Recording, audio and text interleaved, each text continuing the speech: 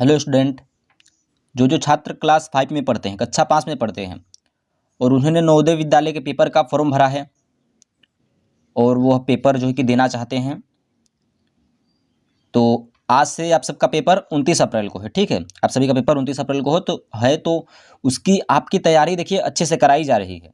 इस चैनल पर गणित छोड़ करके बाकी सारे विषय की तैयारी कराई जा रही है। गणित की तैयारी किसी अन्य चैनल से आप कर सकते हैं, और क्योंकि बहुत ज़्यादा समय हो चुका है, आपका भाषा परीक्षण ये आपका 25 नंबर का रहेगा और मानसिक योग्यता परीक्षण वह आपका 50 नंबर का रहेगा।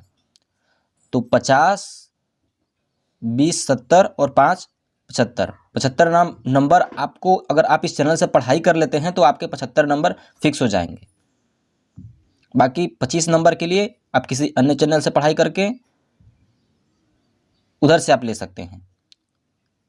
तो छात्रों, आप सब वीडियो में अंत तक बने रहिए, जिससे कि आपका ये 75 नंबर क्लियर हो जाए और आपको ये सब पढ़ाई भी समझ में आ सके। चलिए, तो बिना देरी के वीडियो को स्टार्ट करते हैं और ये इसका निर्देश है, इसके निर्देश को पढ़ लेते हैं, फिर उसके बाद इस प्रश्नों को हम सोल्व करेंगे।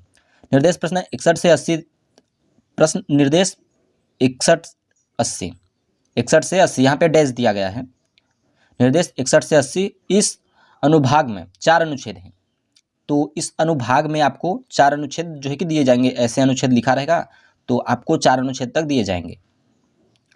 प्रत्येक अनुच्छेद में 5-5 प्रश्न है। देखिए, हर एक अनुच्छेद में आपसे 5-5 प्रश्न पूछे जाएंगे। जैसे ये अनुच्छेद हो गया तो इसमें आपको ये कहानी की तरह रहेगा, इसे आपको पढ़ना रहेगा और इसी से संबंधित आपके 5 प्रश्न जो कि पूछे जाएंगे। अनुच्छेदों को सावधानी से पढ़िए और उसके नीचे दिए गए प्रश्नों के उत्तर दीजिए। तो देखिए, आपको अनुच्छेदों को थोड़ा सावधानी से पढ़ना है ताकि उसी से संबंधित आपसे प्रश्न भी पूछा जाएगा। ठीक है, प्रत्येक प्रश्न में 4 संभावित उत्तर दिए गए हैं, जिनकी क्रम संख्या A, B, C और D है। इनमें से कोई एक उत्तर सही है तो आपको A, B, C, D करके दिया। पहले तो एक प्रश्न पूछेगा, उसमें आपको ऑप्शंस देगा, A देगा, B देगा, C देगा। तो उसी में से आपको बताना है कि कौन सा आपका सही है। उसमें से आपका एक सही रहेगा। ठीक है, आपको सही उत्तर चुनकर उसकी क्रम उत्तर पत्रिका में संबंधित प्रश्न संख्या के सामने दिए गए सही क्रमांक वाले गोले को काला करके उत्तर दें। तो ये आपका अनुच्छेद पहला है। चलिए, इसके निर्देशों को, इसके अनुच्छेद को जो है पढ़ना शुरू करते हैं। जीवन को बनाए रखने के लिए पानी के महत्व को हम सब जानते हैं। पानी का उपयोग खाना बनाने, नहाने, पीने, पौधे उगाने आदि में होता है। अनंत काल से किसी राष्ट्र के इतिहास में ही नहीं बल्कि धर्म प्राचीन इतिहास और कला में भी पानी ने महत्वपूर्ण भूमिका निभाई है। रोमवासियों ने सर्वप्रथम अपने बढ़ते नगरों में पानी भोजन के लिए जल प्रणालियों का उपयोग किया। प्राचीन काल में लोग समझते थे कि पानी ईश्वर का दिया हुआ उपहार है, क्योंकि यह स्वर्ग से गिरता है। आज वैज्ञानिक ने स्पष्ट कर दिया है कि कैसे जल के वाष्पीकरण से वर्षा होती है। मनुष्य को छोड़कर सभी प्राणी जीवन के लिए पानी का महत्व समझते हैं। मनुष्य सावधानीपूर्वक पानी के उपयोग की आवश्यकता को नहीं समझते। हमारे देश में मल निकासी का पदार्थ नदियों में गिरने दिया जाता है, जो उन्हें प्रदूषित कर स्वास्थ्य की समस्याएं पैदा करता है। अब हमारी सरकार नदियों की सफाई का प्रयत्न कर रही है। कभी न होने से हमेशा अच्छा है देर से होना, मतलब कभी न होने से अच्छा है देर से होना। तो छात्रों, आई होप कि अनुच्छेद को आपने पढ़ा होगा और इस अनुच्छेद को देखिए कहानी की तरह आप समझिए। कहानी की तरह समझेंगे तो आपको ये अनुच्छेद देखिए पूरा याद हो जाएगा। तो चलिए, उसी से संबंधित अब आपसे प्रश्न पूछा जाएगा और आपको 4 ऑप्शंस दिए जाएंगे। निम्न में से कौन सा अनंत काल का विलोम शब्द है? अब अनंत काल का देखिए विलोम शब्द है आपका, ये सी वाला सही होगा। इधर देखिए हाल में, तो अनंत काल का विलोम है, हाँ ये देखिए हाल में, ये वाला आपका सही होगा। और अगर हम 62 की बात करें तो जल प्रणालियां हैं 62, तो एक प्रकार की के बांध, तो जल प्रणालियां क्या है, एक प्रकार के बांध, ये आपका सही होगा। चलिए आगे चलते हैं। प्राचीन काल में पानी को माना जाता था, यहाँ पे खाली स्थान दिया गया है, तो वह पवित्र माना जाता था। ठीक है, 63 का आपका ये सही होगा। वैज्ञानिकों ने समझाने का प्रयास किया, तो उन्होंने जो है कि समझाने का प्रयास किया है कि वर्षा का होना। लेखक का विचार है कि छोटे प्राणी मनुष्यों से अच्छे हैं, क्योंकि पानी का महत्व समझते हैं। ये डी वाला आपका सही होगा 65 का। ठीक है, चलिए अनुच्छेद दूसरे में चलते हैं।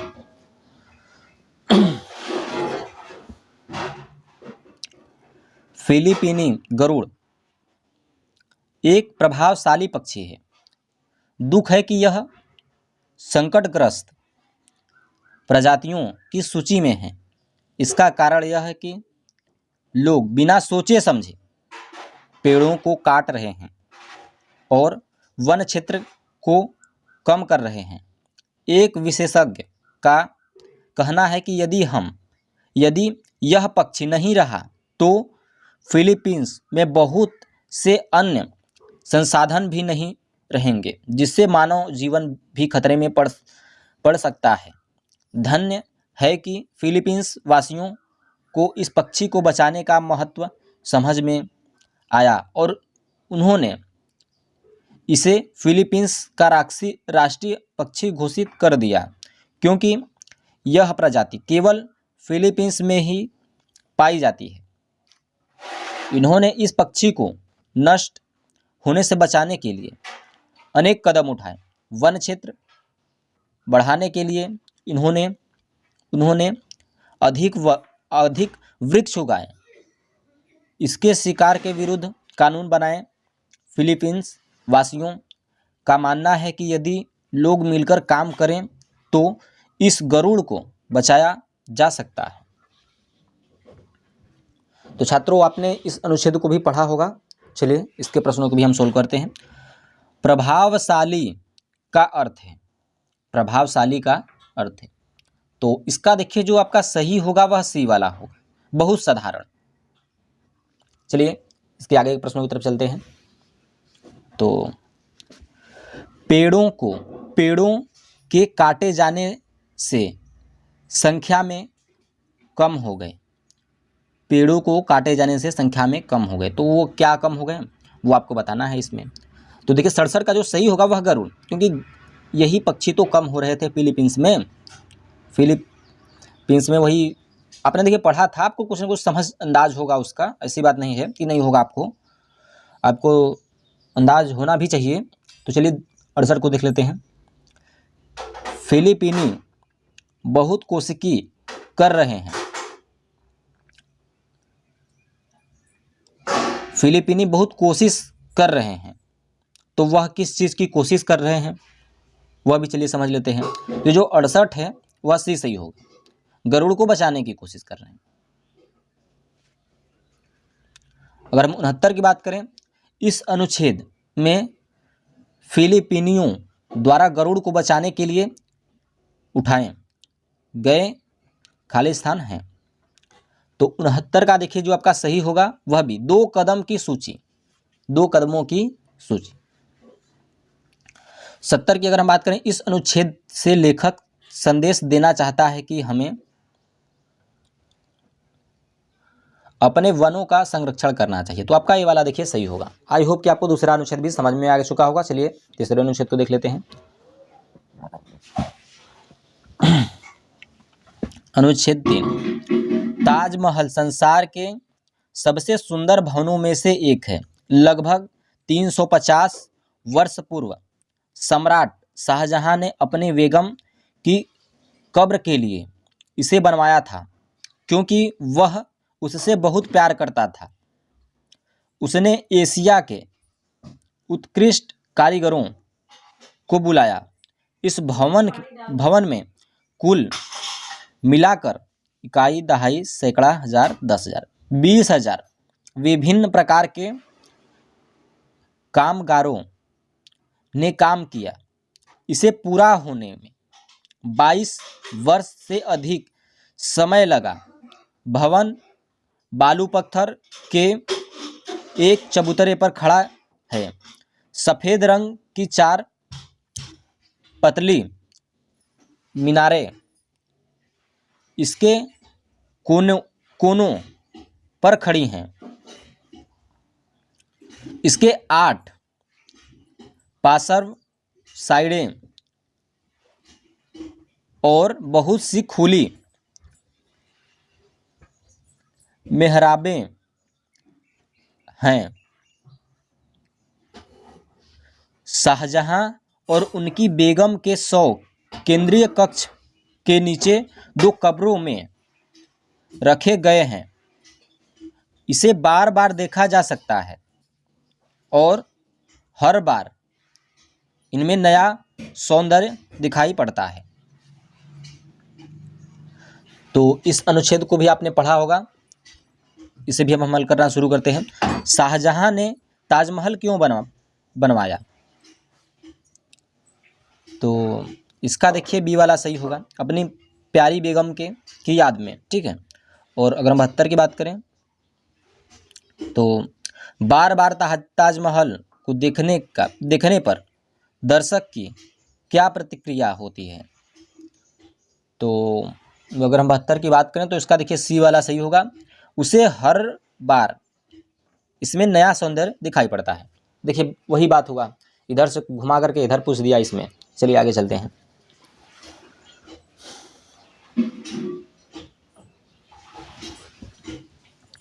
निम्नलिखित कथनों में से सही कथन चुनिए।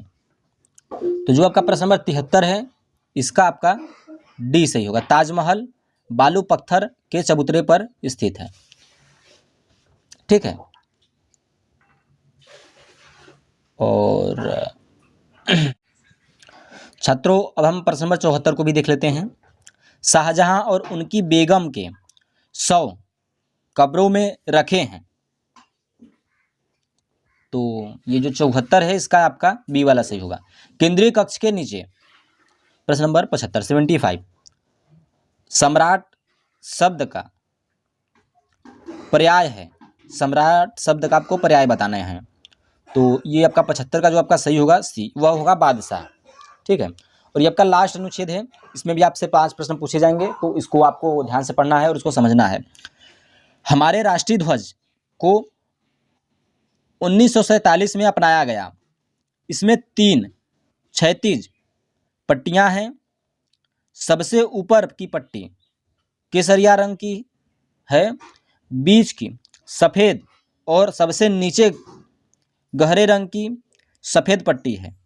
सफ़ेद पट्टी के बीच में नीले रंग से बना चक्र, यह चक्र अशोक के सारनाथ स्थित सिंह के शीर्ष स्तंभ से लिया गया है।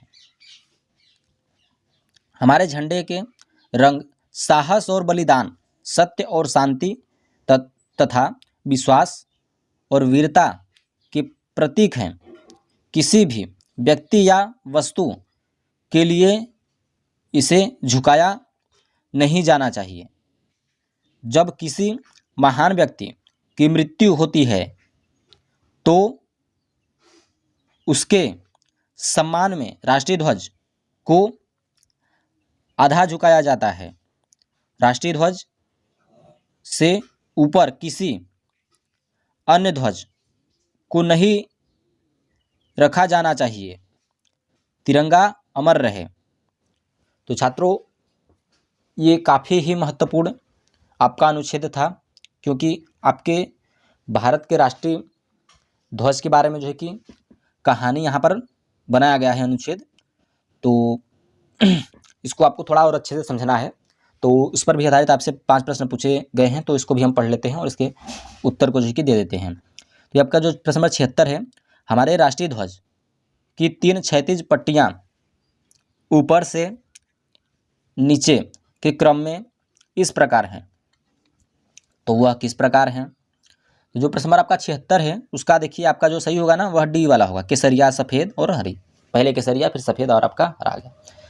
और नंबर 77 की बात करें तो सफ़ेद पट्टी के बीच में है, तो सफ़ेद पट्टी के बीच में क्या है? तो वह आपका सी वाला सही होगा, नीले रंग का चक्र। 78 की बात करें, हमारे राष्ट्रीय ध्वज का केसरिया रंग प्रतीक है, तो जो आपका 78 होगा उसका आपका सी सही होगा, साहस और बलिदान का। अब 79 आ गया आपका, जब हमारे किसी महान नेता की मृत्यु होती है तो हम उसे कैसे सम्मान देते हैं? तो 79 का आपका जो है कि ए सही होगा, हमारे ध्वज को आधा झुकाकर मतलब सम्मान देते हैं, वही हमने कहानी में जो पढ़ा था ना वही है। साहस का विपरीतार्थी शब्द है, तो अगर हम 80 की बात करें तो इसका आपका जो है कि बी वाला होगा, कायरता। तो छात्रों आई होप कि आपको ये अनुच्छेद आपको भाषा परिरक्षण खंड अनुभाग तीसरा आपका क्लियर हो गया होगा आपका। और आपको जो समझ में नहीं आता है वो आप हमसे कमेंट में पूछ सकते हैं। परीक्षा से संबंधित कोई भी जानकारी आपको चाहिए तो आप पूछ सकते हैं। तो चलिए अब तक के लिए इतना ही, मिलते हैं हम आपको नेक्स्ट वीडियो में। Good bye.